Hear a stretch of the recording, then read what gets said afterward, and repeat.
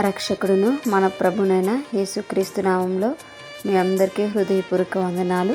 ఈరోజు దేవుని వాగ్దానము ఇర్మియా గ్రంథము 17వ అధ్యాయము 14వ వచనము. యెహోవా, నీవు నన్ను స్వస్థపరచుము, నేను స్వస్థత నొందుదును. నన్ను రక్షించుము, నేను రక్షింపబడుదును. నిన్ను స్తుతించుటకు నీవే కారణభూతుడవు. హల్లెలూయా. మరి ఇక్కడ మనం చూస్తే మరి ఇర్మియా గారు మాట్లాడుతున్నటువంటి మాటలు మరి నిజమే. మరి మనము స్వస్థత పొందాలి అనంటే, మనము రక్షింపబడాలి అనంటే అది నీ నా చేతుల్లో మాత్రం కూడా లేదు. పాపం అనే రోగంతో ఉన్నటువంటి మనము, మరి ఆ రోగంలోనే చచ్చిపోతున్నటువంటి మనము ఆ రోగం నుంచి విడిపింపబడాలి అంటే, ఆ రోగం నుంచి, ఆ పాపం అనేటువంటి రోగం నుంచి మనం స్వస్థత పొందాలి అనంటే అది దేవుని యొక్క చేతిలో మాత్రమే ఉంది. ఈ లోకంలో వైద్యులు మనకి వైద్యం చేస్తుంటారు అనేకమైనటువంటి రోగాలకి. వైద్యులు వైద్యం చేసినప్పటికీ కూడా మరి తగ్గనటువంటి రోగాలు ఎన్నో ఉన్నాయి, మరి మానటువంటి గాయాలు ఎన్నో ఉన్నాయి. అయితే మరి అలాంటి గాయములన్నిటిని కూడా మరి దేవుడే కట్టగలడు. ముఖ్యంగా పాప రోగం నుంచి మనం స్వస్థపరిచేటువంటి వారు ఎవరంటే దేవుడు మాత్రమే. మరి పాప రోగానికి ముందు ఈ లోకంలో ఎక్కడా లేదు. మరి పాప రోగానికి ముందు ఏంటంటే మరి యేసుక్రీస్తు వారు ఈ లోకంలో మరి మన కొరకు అర్పించినటువంటి ఆ యొక్క రక్తము తప్ప మరొకటి కాదు.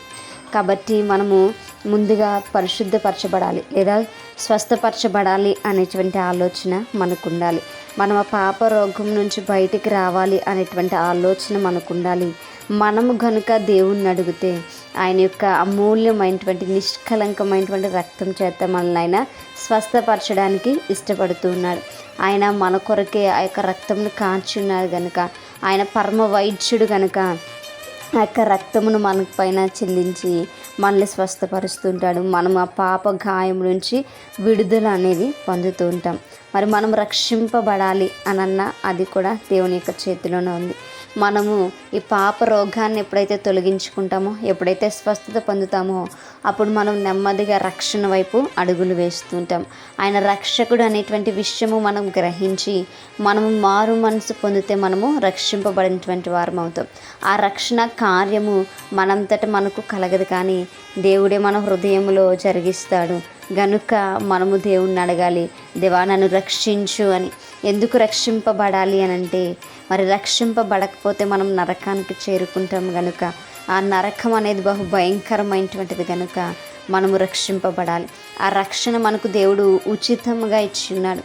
ఆయన మరణము ద్వారా మనకు ఆ రక్షణ వచ్చి ఉన్నది కనుక మనము రక్షణ కావాలని చెప్పి మనం దేవుణ్ణి అడిగేటువంటి వారం ఉండాలి. ఆయన మనల్ని రక్షించడానికి ఈ లోకానికి వచ్చాడు కనుక ఆ రక్షణ మనము పొందుకోవాలని దేవుడు ఆశపడుతున్నాడు. మరి మనం స్వస్థపరచబడినప్పుడు, మనం రక్షణ పొందుకున్నప్పుడు ఖచ్చితంగా దేవునికి ఏం చెల్లించాలంటే కృతజ్ఞతాస్తులు చెల్లించాలి. దేవుని స్తుతించి ఘనపరిచేటువంటి వారము ఉండాలి. దానికి కారణము దేవుడే. హల్లెలూయా.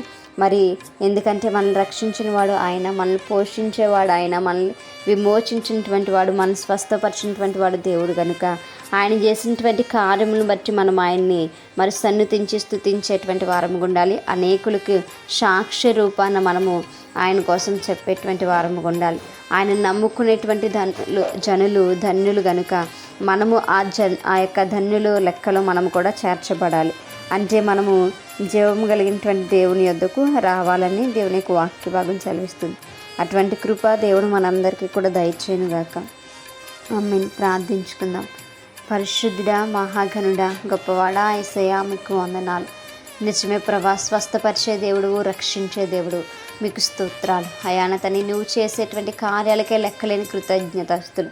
అయ్యా, మా బ్రతుకులను మార్చండి, మా పాప రోగాన్ని తొలగించండి, మమ్మల్ని స్వస్థపరచండి, మా గాయాలు కట్టండి. అతన్ని మా యొక్క బ్రతుకులను నీ వైపు ఆకర్షించుకొని మన తండ్రి వేడుకుంటూ ప్రార్థన దయచేసి మీ పాదశాన్ని చేర్చుకోమని యేసయ్య అతి పరిశుద్ధ నామంలో అతి మిక్కిలినిముగా బ్రతిమలాడి వేడుకుని పొంది ఉంచిన మా ప్రియ పరలోకపు మా కన్న తండ్రి. ఆమేన్. Praise the Lord everyone. May God bless you all.